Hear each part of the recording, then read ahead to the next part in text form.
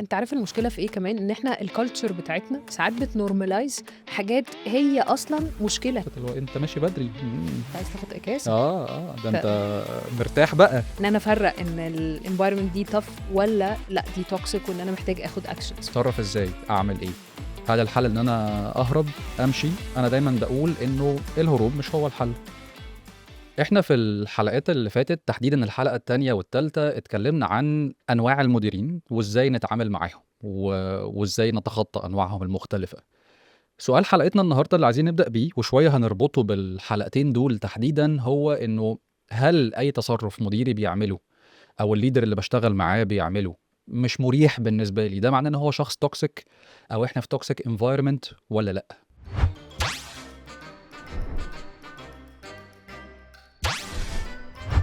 فده السؤال اللي هنبدأ بيه حلقتنا. وخليني أسأل جولي شايفة ايه، بس قولي لنا ازيك الأول. انا الحمد لله تمام، انت عامل ايه؟ كله كله زي حلو الفل الحمد لله. الحمد لله ايه يا رأيك رب. بقى؟ شايفة ايه؟ طيب احنا في الاول بس التوكسيسيتي كاكسبريشن يعني ما كانش زمان بنستخدمه قوي، لكن دلوقتي في الريليشن شيبس وفي كل حاجه هو بقت حاجه ترندي، وبقينا طول الوقت شايفين او بنتكلم عن التوكسيسيتي، مم. وبقى في ميس يوزد الكلمه دي. فعايزه اقول انه قبل ما نروح لحته هو التصرفات دي توكسيك ولا لا، انا نفسي نفصل ما بين حاجتين، ما بين ان في توكسيك انفايرمنت، ما بين ان في حاجه اسمها تاف انفايرمنت. وده الطبيعي بتاع البيزنس، لان البيزنس انت عندك تاف تارجتس عايز توصل لها، عايز تحقق حاجات كتير. ففي performance management system انت بتتحاسب وكل حاجه بتعملها ريكوردد وكل حاجه بتتقاس. ففي اوقات كتير قوي بتحس انه ايه ده يا جماعه، انا حاسس ان انا تحت الميكروسكوب، فالموضوع صعب شويتين. مم. فاحنا محتاجين نفصل ما بين الحاجتين دول، وعايز افصل كمان ما بين الضغط بتاع الشغل والضغط النفسي وانا في الشغل. ده حاجة وده حاجة تانية. يعني دايما كده كان في ثيوري اسمها inverted U theory. دي عبارة عن ايه؟ دي عبارة عن ان هي بتقولك تعال نقارن البرفورمانس بتاع الامبلوي versus البريشر او الستريس اللي هو بيعدي عليه. مم. فلو قلنا ان البرفورمانس كده والستريس كده، فلو بدأنا ان ليفل الستريس قليل جدا، هتلاقي ان البرفورمانس بيبتدي قليل جدا. ليه؟ بيبقى فيه ملل، مفيش ضغط. تخيل انا بقول لك عايزين نشتغل على تاسك، وان شاء الله التاسك دي تاخد 3 ايام شغل، ومحتاجين تسلمها بعد 9 سنين. بارك الله فيما رزق مفيش والدنيا تمام. performance اصلا، فالموضوع بيبقى ملل للامبلوي. لو انت مم. بتعمل نفس الحاجه هي ملهاش اي ضغط، خفيف خالص، مفيش اي ستريس، زيرو ستريس، مفيش performance.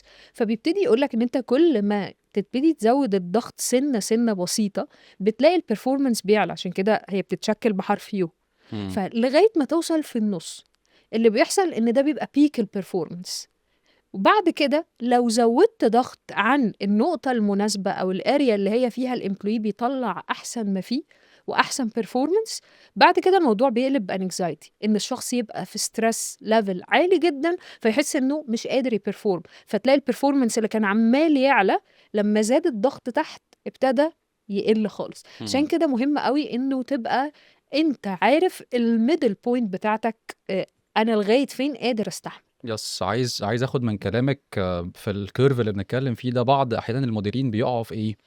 ان لو بيضغط على الناس قوي وبيلاقي البرفورمانس عمال بيزيد، فبيتخيل انه الضغط على الناس هيخلي البرفورمانس احسن طول الوقت، فيفضل يضغط يضغط يضغط وفجأة يتفاجئ ان الناس ادائها بيقع، لان هو ده الطبيعي يعني.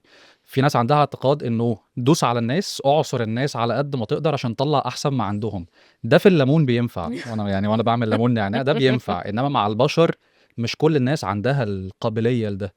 ولما انت حتى دلوقتي بتقولي فكرة الوسطية او ان انا يبقى في اعتدال في حاجة، آم، انا افتكرت شريف عيد زمان كان بيقول لنا ايه الديفينيشن اوف او تعريف كلمة الفضيلة.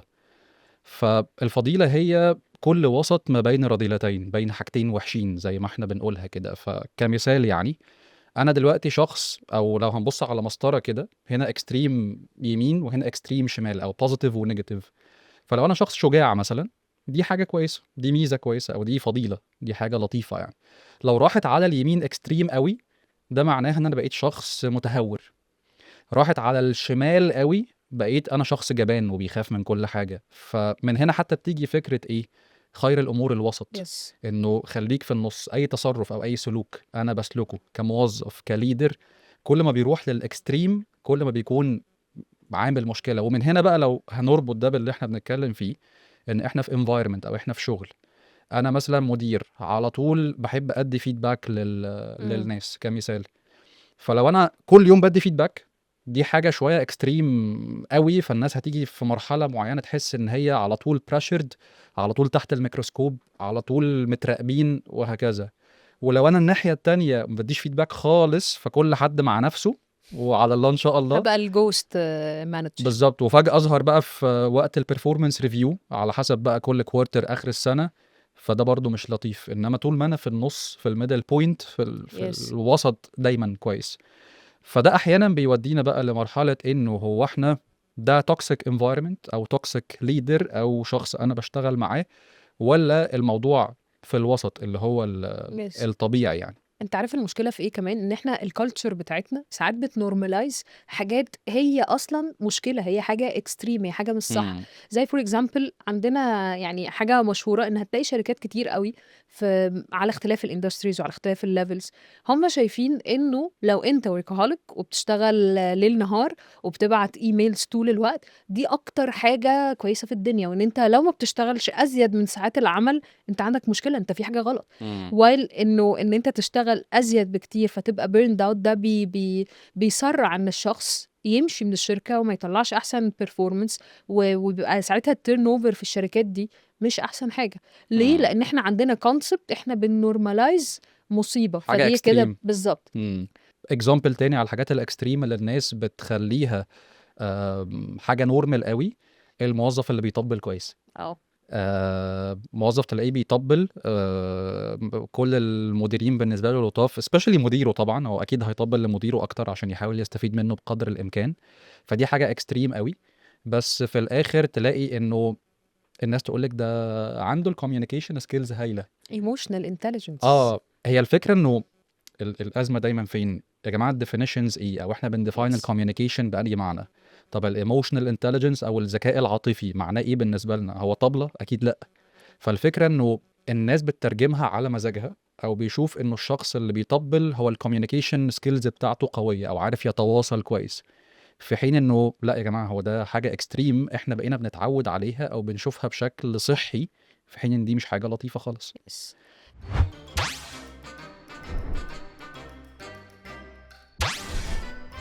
طيب يعني ده يودينا لحتة انه عندنا ساينس كتير قوي ان انا افرق ان الانفايرمنت دي tough ولا لا دي توكسيك وان انا محتاج اخد اكشنز. امم يعني بحس ان في تقسيمة كده، انه الساينس دي بتبان من اول على الانديفيديوال ليفل عليا انا، وعلى التيم كله، وبعدين على مستوى الاورجنايزيشن، لان التوكسيسيتي ليها ليفلز يعني في الحتة دي. اوكي. بحيث انه البارت الانديفيديوال ده ان انا طول الوقت حاسس انه انا خايف، انا مش مرتاح، انا مهما عملت مش كفايه، انا حاسس انه انا مش حابب اتكلم او مش قادر اروح اقول ان انا متضايق من حاجه، حاسس انه طول الوقت مضغوط مش قادر افصل، باجي على اخر ساعه في الاجازه قبل ما انام، يعني يوم السبت بالليل لو انت اول الاسبوع رايح لحد، المدرسه بقى الصبح. انا رايحه اترحل مش رايح المدرسه امم كمان فمش قادر. ففي حاجات كتير بتبقى صعبة على الانديفيديوال ليفل، فده أول ساين. شايف كمان التيمز ممكن تبقى ايه الحاجات اللي بتبان في التيمز اللي فيها توكسيك انفايرمنت؟ هتلاقي صراعات كتير إلى حد ما، ما بين التيمات وبعضها أو التيم نفسه وبعضه، لأن ده بيبقى أحيانا ظاهر لنا بشكل كبير. هتلاقي فكرة إنه مفيش تراست ما بين امم. التيم اللي بيشتغل مع بعضه أو ما بين التيم والليدر اللي معاهم. إنه الناس دايما زي ما أنت قلتي كده، ما هو مفيش تراست، ده معناها إنه individually أنا في الآخر هبقى خايف أتكلم. خايف أتكلم لأنه مش عارف عواقب الحاجة اللي أنا ممكن أقولها دي. هل الناس هتسمع هتغير حاجة، ولا أنا هيتعلم عليا؟ فاللي هو لأ، ابلعها واسكت علشان ما تبقاش أنت البرواز انت أو الصورة اه. كلها رايحة لك أنت. فاللي هو حافظ على أكل عيشي يعني من الآخر. الناس دايما بتقول كده. هتلاقي برضو فكرة إنه ناس كتير بنسمع جملة تشتغل على قد فلوسهم. امم. دي واحدة من الريزلتس على فكرة، انه لو انا في توكسيك انفايرمنت بتبدأ الناس تحس من كتر الضغط النفسي اللي عليهم. وانت حتى من شوية قلتي في فرق ما بين انا مضغوط بسبب الشغل او انا نفسيا مش مرتاح. احنا بنتعرض لمواقف كتير قوي جوه الشغل، بنبقى عندنا بروجكتس كتيره وعندنا deliverables especially في الكوارتر اللي احنا فيه اخر السنه والسنه بتخلص، فبيبقى في تريننجز كتير بنشتغل عليها، حاجات جلوبالي انا حاليا بعملها. فانا مثلا عندي ليدرشيب بروجرام بنشتغل عليه جلوبالي، فانا معايا ناس من ريجن مينات، جي سي سي، سب صحراء افريكا، انديا، فمعانا بارتيسيبنتس كتير قوي. بروجرام بيقعد 12 اسبوع، فدي حاجه ربنا يديك محتاجه الصحة. تركيز. ربنا يخليكي. فدي حاجه محتاجه تركيز كبير قوي. بندليفر كمان انترنالي دلوقتي بروجرام ليه علاقه بالكوتشنج للليدرز، ان ازاي يعملوا كوتشنج للموظفين بتوعهم. ففي ضغط، في كذا بروجكت شغالين عليهم، ففي ضغط كبير علينا، بس ده ضغط انا بشوف ان هو صحي. ليه؟ احنا بنعمل حاجه مقتنعين بيها، شايفين الامباكت بتاعها على الليدرز عندنا في كل الدول مش بس مصر، فشايفين ان احنا بنعمل حاجه ليها قيمه، ليها فاليو يس. من الاخر. احنا مضغوطين، بس هي مساله وقت، والضغط ده هيبدا يخف شويه، بس نفسيا الدنيا ماشيه كويس.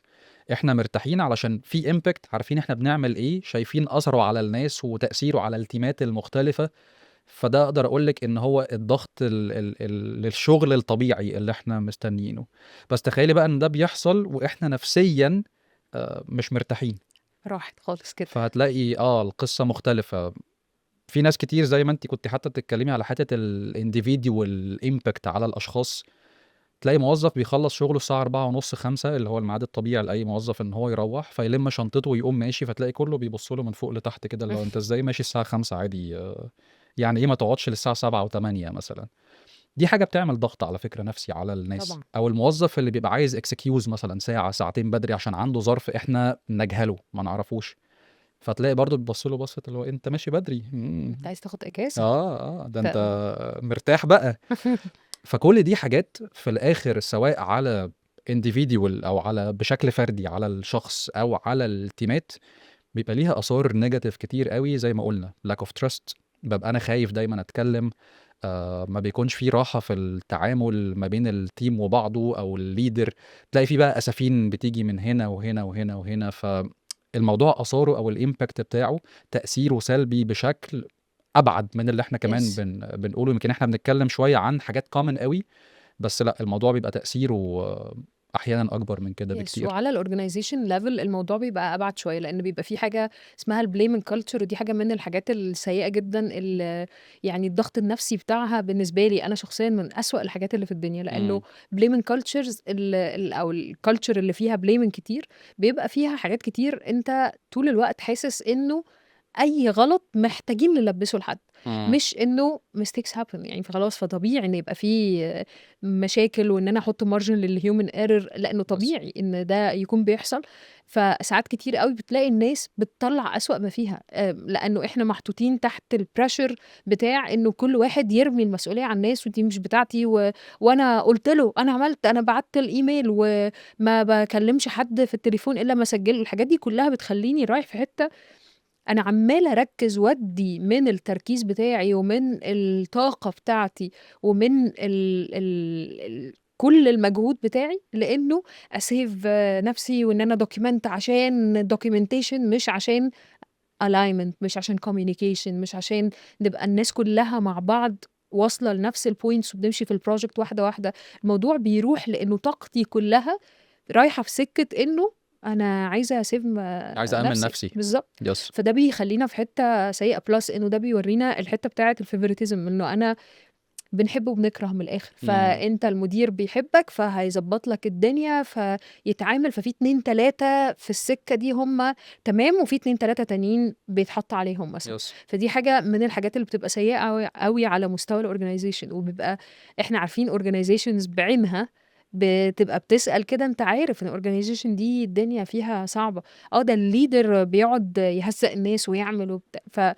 فدايما الفيصل هنا انه هل انا حاسس بضغط عشان انا ورايا بروجكتس كتير، ولا حاسس بضغط نفسي ومش طايق اروح الشغل. ده امم الفرق ما بين tough environment، ده بيزنس شغال وفي حاجات كتير بنحاول ننجزها، وما بين انه حتى لو ما عنديش شغل كتير انا مش طايق افتح اللابتوب واشتغل، يس. انا جايب اخري، انا امم مش عايزه اروح اشوف الناس دي.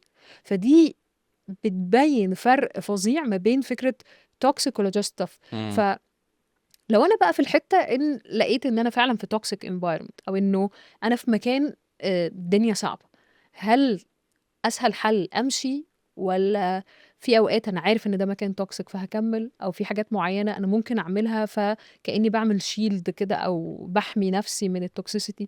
أوكي. رأيك إيه؟ عايز قبل ما أجاوب السؤال آخد بس حاجة أنتِ قُلتيها مهمة أوي، إنه أنا دلوقتي أو النهارده بقى في trending topic في أغلب الشركات اللي بنشتغل فيها، وهي فكرة إنه إزاي أأمِّن نفسي، اللي هي فكرة الwell being بقى. إنه بقى في trainings النهارده بتتعمل إنه إزاي أنت نفسيًا تتعامل مع الpressure والضغوطات اللي عليك والحاجات دي كلها، فده واحد من الtopics اللي ما كناش بنسمع عنها من 10، 15 سنة مثلًا، النهارده بقى حاجة familiar أوي لإنه خلاص هو الضغط بقى بيوصّل الemployees لحتة الburn out أو الاحتراق، فيقرر إن هو فجأة من غير ما يكون عنده أي بدايل أو فرص، أنا ماشي. فدي بتبقى الend result يعني بتاعة الموضوع. والحاجة التانية برضه اللي أنتِ قُلتيها بتاعة إنه في شركات إحنا عارفين النهارده إنه الculture عندهم صعبة أو إن الenvironment جوّه toxic.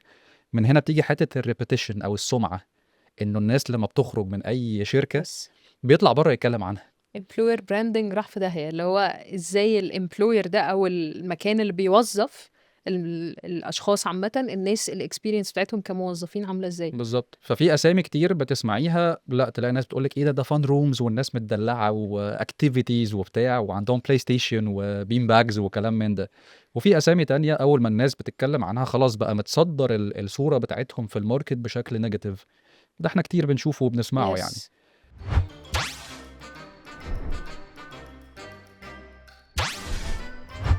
رجوعًا بقى لسؤالِك، أتصرّف إزاي، أعمل إيه؟ هل الحل إن أنا أهرب، أمشي؟ أنا دايمًا باقول إنه الهروب مش هو الحل. أحيانًا ممكن يبقى حل، اهم. بس يبقى الحل الأخير.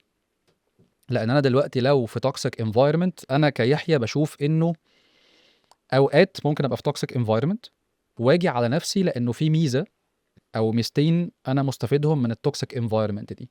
Yes. دايمًا باقول للناس في أي تدريب حتى أنا باعمله إنه أي شخص بيعمل حاجة قصاد ميزة بيستفيدها. فلو جينا نحط ده أو نربطه بالشغل، أنا دلوقتي لو باشتغل في مكان لازم يكون في ميزة أنا مستفيدها. الميزة دي ممكن تبقى مادية، فلوس، الميزة دي ممكن تبقى leader شاطر أنا باتعلم منه، أو شركة عندها budget كويسة فبتinvest فيّا، بتطوّر فيّا، بتدّيني كورسات مختلفة فبتطوّر من الskills أو المهارات بتاعتي. كل دي حاجات إحنا عامةً بنبقى شايفينها مزايا، أنا ممكن آجي على نفسي شوية واستنى شوية علشان آخد الميزة دي أو أكمّل شوية في الميزة اللي موجودة. أنا باشوف إنه لو حاجة في دول موجودة، أنت محتاج الأول تشوف إيه اللي أنت فعلًا مستفيد، يعني أقف كده بُص على الصورة من بعيد، اهم. أقف من بعيد كده بُص أنت إيه اللي بيحصل، بتتضغط بنسبة قد إيه، وفي نفس الوقت إيه المزايا اللي بتيجي لك قصاد الضغط ده. يستاهل والّا ما يستاهلش؟ فده يستاهل إن أنا أقعد واستنى شوية وآجي على نفسي واتضغط حبتين، لإن أنا ممكن يكون في ميزة من دول أو مزايا تانية على فكرة أنا مستفيدها، أو إنه لأ أنا ما عنديش ولا حاجة من دول. أو بارتّب لحد ما ألاقي حاجة أفضل. مثلًا، ما هي دي بقى الفكرة إنه الموظف ذكي، فطبيعي إن هو بيبدأ يevaluate القصة علشان يشوف هو مستفيد إيه. لو مش مستفيد حاجة فهو خلاص بيحاول يستنى شوية علشان يشوف opportunity أفضل، وفجأة هيقول لك إيه السلام عليكم. باي باي. فهي دي النقطة، إنه لازم الناس تبقى شايفة إيه هي المزايا، لإنه النهارده بقينا بنسمع كتير أوي ناس كتير تقول لك إيه، لو أنت بتصحى من النوم حاسس إن أنت مش مرتاح امشي، باشا لو إحنا ده علينا مش أقساط، شغفك إحنا علينا امشي. أقساط أمشي إيه أنا عليّا أقساط. إمم. فاللي هو لأ ما فيش حاجة اسمها كده، الموضوع لازم يبقى بالعقل، أفكّر بالراحة، ما اتسرّعش في أي قرار أنا باخده، لإنه في الآخر ناس كتير فاتحة بيوت وبتدفع التزامات وعندهم أولاد ومدارس فلو أنا بِعت له الفكرة دي لمجرد إن أنا بس باملى دماغه بإنه اهرب، امشي، أنا كده بالبّسه في الحيط مش باساعده. أنا عندي مشكلة أوي مع الكلام ده، أنا عارفة إنه الحتّة دي يعني ما كانتش planned خالص، بس باتضايق أوي إنه بقى في culture مش ما لهاش علاقة بالbusiness دلوقتي، دي إمم، موجودة من كتر الcomics، من كتر الناس اللي بتطلع تقول كلام يعني ما لوش أساس من الصحة، عارف الناس اللي بتقعد تقول لك احضن نفسك لأنها تتحب بالضبط. وتستاهل حضنت وبتاع. نفسك، حضنت نفسك. يعني في مُقَش دايمًا كان معلّمنا حتّة إنه في فرق ما بين الscience وما بين pseudo science. إمم، الscience ده يعني أو العلم اللي هو دي حاجة كل ما جرّبتها بنفس على نفس القياس، هتلاقي النتائج هي ما بتتغيرش. سودو ساينس او اشباه العلوم هي حاجات بتاعت انه انا كل ما جربتها مره بتيجي فعلا وبتطلع النتيجه كده ومره لا.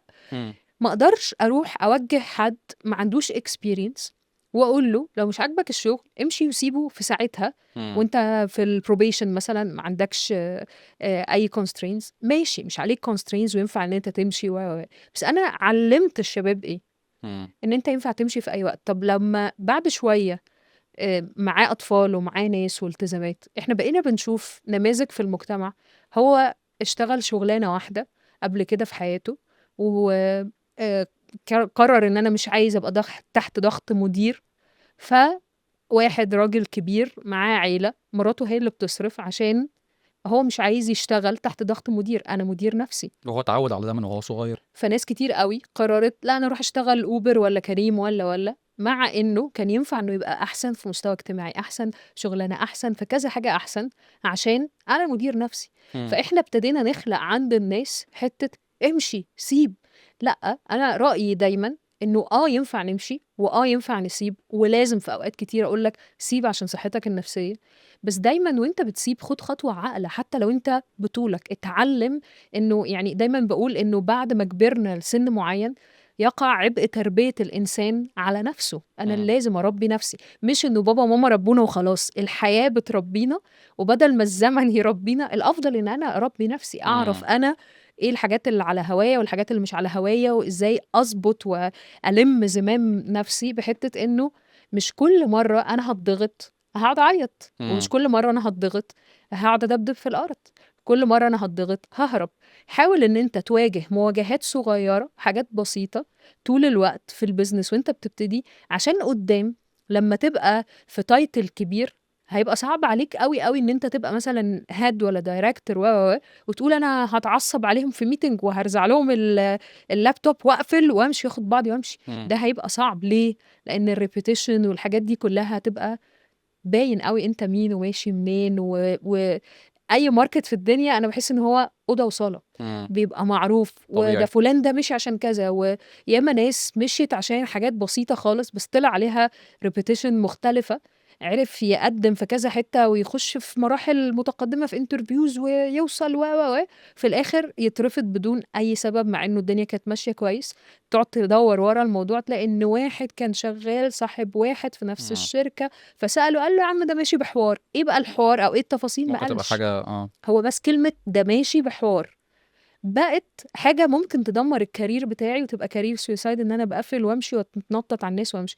ده مقبول في اوقات معينة مم. في ظروف معينة محدودة جدا، ما ينفعش ان انا اخد قرار متهور باي باي. كده.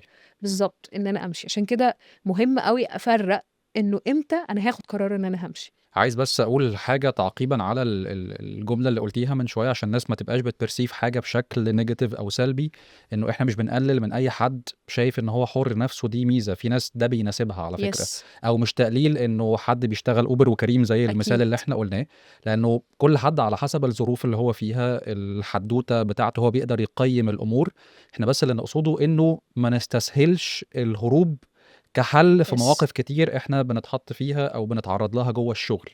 لانه في الاخر انا محتاج اقف زي ما قلنا كده اختصارا بقى، عشان يبقى نقط سريعه كده الناس تعرف تفتكرها كويس.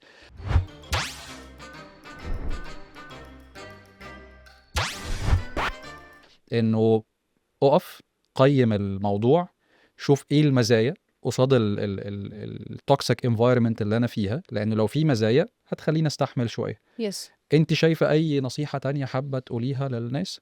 انا شايفه انه من ضمن النصايح اللي بتفرق قوي انه مفيش واحد واثنين وثلاثه تمشي عليهم الموضوع يمشي مظبوط. انا شايفه انه كل ما كنت عندك منتور او حد كده بتعرف ترتاح ان انت تتكلم معاه، حد عاقل فاهم عدى المشوار بتاعك بس سابقك بخطوتين ثلاثه، فإلى حد ما فاهم اللي انت بتعدي بيه.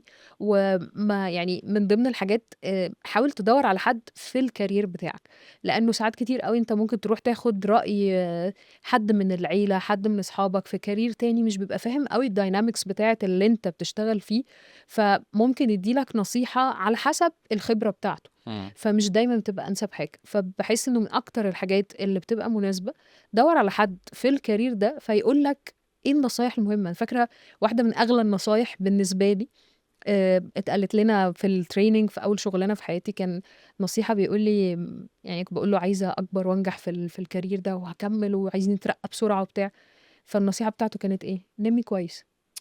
فأنا كان بالنسبة لي إيه نامي كويس دي دي؟ مهمة جدًا على فكرة.